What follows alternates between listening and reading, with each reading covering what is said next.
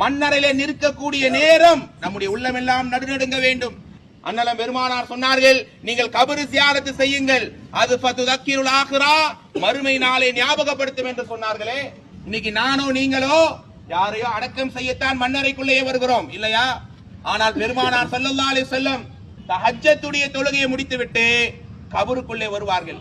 கபரில் நின்று தேம்பி தேம்பி அழுதிருக்கிறார்கள், பல சஹாபாக்கள் அழுதிருக்கிறார்கள்.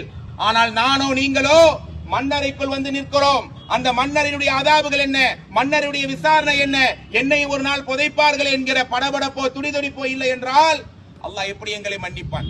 இன்னைக்கு எல்லாருக்குமே உலக ஆசை, பணம் சம்பாதிக்கணும், பேர் இருக்கணும், புகழ் இருக்க வேண்டும் என்று. ஆனால் உலக ஆசைகளை தவிடுபொடியாக்கக்கூடிய ஒன்றை நிறைய நினைத்து பாருங்கள், அதுதான் அல் மவுத், மரணம். ஒவ்வொருவருக்குமே ஒரு தவணை அல்லாஹ் வைத்திருக்கிறான்.